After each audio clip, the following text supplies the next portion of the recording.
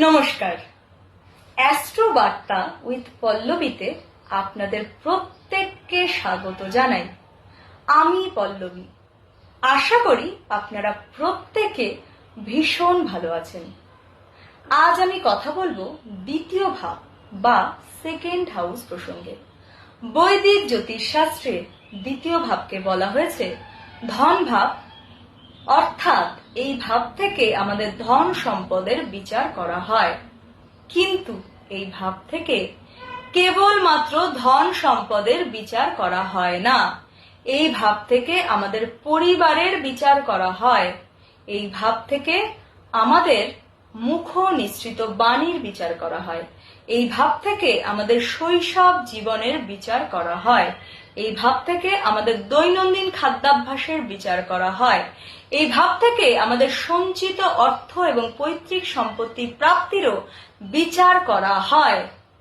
যখন এই দ্বিতীয় ভাবে শনি, মঙ্গল, রাহু, কেতুর মতো অশুভ গ্রহ এসে বসে বা তাদের দৃষ্টি এসে পৌঁছয়, তখন এই জাতক এবং জাতিকারা অত্যন্ত রূঢ় বা কর্কশ ভাবে কথা বলে থাকেন। এদের পরিবারের সাথে একদমই সুসম্পর্ক বজায় থাকে না। বেশিরভাগ ক্ষেত্রেই এরা পরিবারের সাপোর্ট পান না। পরিবার সূত্রে কোনো রকম ধন সম্পদ এরা প্রাপ্ত হন না। নিজেদের যোগ্যতায় এরা ধন সম্পদ রোজগার করলেও তা এরা ধরে রাখতে পারেন না।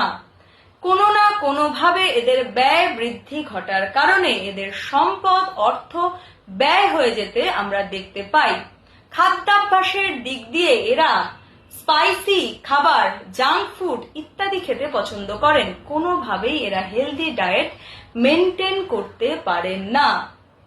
এই ঘরটিতে যখন নৈসর্গিক শুভ গ্রহরা এসে বসেন বা তাদের দৃষ্টি এসে পৌঁছয়, বৃহস্পতি, শুক্র, চন্দ্র এবং বুধ, সেই ক্ষেত্রে এই জাতক এবং জাতিকারা অত্যন্ত মিষ্টভাষী হয়ে থাকেন।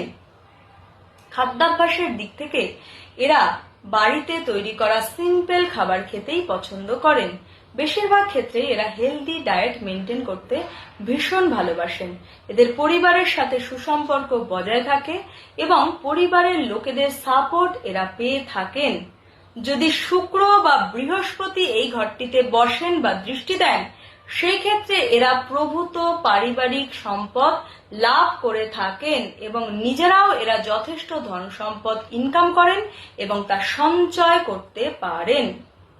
বেশিরভাগ ক্ষেত্রেই দেখা গেছে রবি যখন দ্বিতীয় ভাবে এসে বসেন, সেই ক্ষেত্রে পরিবারের মধ্যে ইগোর ক্ল্যাশ ঘটে। এরা পৈতৃক সম্পত্তি প্রাপ্তিতে বাধা প্রাপ্ত হন এবং এরা নিজেরা যথেষ্ট আয় ইনকাম করতে পারেন এবং তা সঞ্চয়ও করতে পারেন। মনে রাখতে হবে, রবি কিন্তু নৈসর্গিক অশুভ গ্রহ নয়, রবি তেজি বা দীপ্ত গ্রহ। চলে আসি রেমেডির প্রসঙ্গে। দ্বিতীয় ভাব বা সেকেন্ড হাউসের সুফল পেতে আপনি নিজের বাক্যের ওপর নিয়ন্ত্রণ আনার চেষ্টা করুন। একটা কথা মনে রাখবেন, যখন আপনি কথা বলেন তখন আপনি একা কথা বলেন না, আপনার মধ্য দিয়ে কথা বলে আপনার পূর্বপুরুষরা, আপনার মধ্য দিয়ে কথা বলে আপনার পিতা এবং মাতা, এছাড়াও আপনার গুরু আপনার মধ্যে দিয়ে কথা বলে। তাই প্রত্যেকের সম্মান রক্ষা করার জন্য নিজের বাক্যের ওপর নিয়ন্ত্রণ আনুন। নিজের খাদ্যাভ্যাস নিয়ন্ত্রণে রাখুন, কারণ স্বাস্থ্যই আমাদের সব থেকে বড় সম্পদ। এর থেকে বড় সম্পদ এই দুনিয়াতে আর কিছু হয় না। অর্থ সঞ্চয় করবার জন্য পার্সে একটি সিলভার কয়েন ক্যারি করুন এবং বিষ্ণু সহস্রনাম জপ করুন। হলুদ এবং কেশর মিশ্রিত তিলক কপালে লাগান। ভালো থাকুন, সুস্থ থাকুন, আনন্দে থাকুন। নমস্কার।